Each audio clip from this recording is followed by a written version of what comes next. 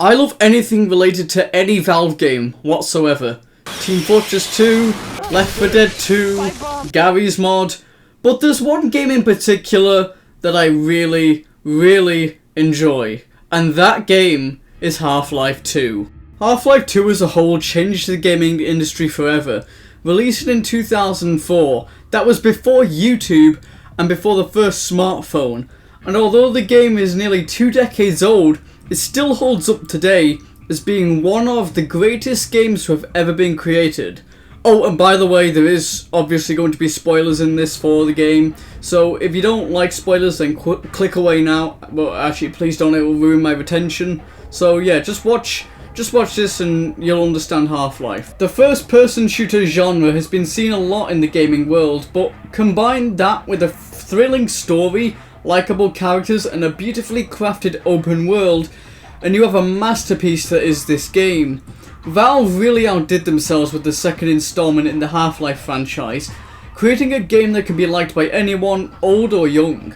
It has a basic premise that any new player can understand, making it perfect for a relaxing but thrilling experience for everyone who plays, with the story keeping the pace of the game going throughout, and the tasks that you must perform allowing yourself to become more integrated within the world, allowing for a great experience. Now, for those of you who have been living under a rock for the past 20 years, let me explain what this game is. Half-Life 2 and its 2 episodes take place after the events of Half-Life 1, where an explosion at the Black Mesa Research Facility in New Mexico causes a portal to open up to the world of an alien race called the Combine, who, in just 7 hours, take control of the entire world, and pretty much enslave humanity and turn it into 1984 by George Orwell.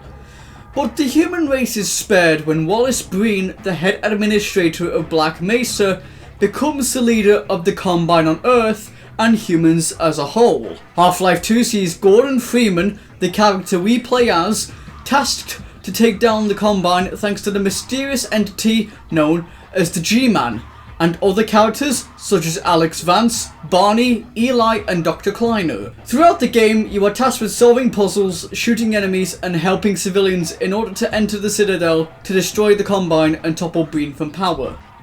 The maps that we are introduced to give us a clear understanding of the world we are focused on, giving the player a sense of loneliness and confusion, which quickly shifts throughout the course of the game as we journey within, well, the game.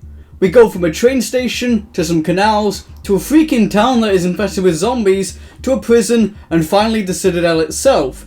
Signage and building design also give us a clear indication as to where the game is set, which is somewhere around Bulgaria or Ukraine. Overall, the map gives us a feel of what we are stepping into once we play, and it also helps us interact with our surroundings whilst playing, and allows us to take in the beauty of the game as a whole. I'm not really one for first-person shooter games. Well, most, but I must say that Half-Life 2 is an exception to this rule due to the high amount of contrast between the exploration of the game, world building, and overall general premise of using your brain to pace your way through the game. The aspect of shooting in the game adds to the adventure and fast-paced mechanics, which make it an overtly exciting and fun experience for the player. If you've not played Half-Life 2, I would highly recommend getting it now.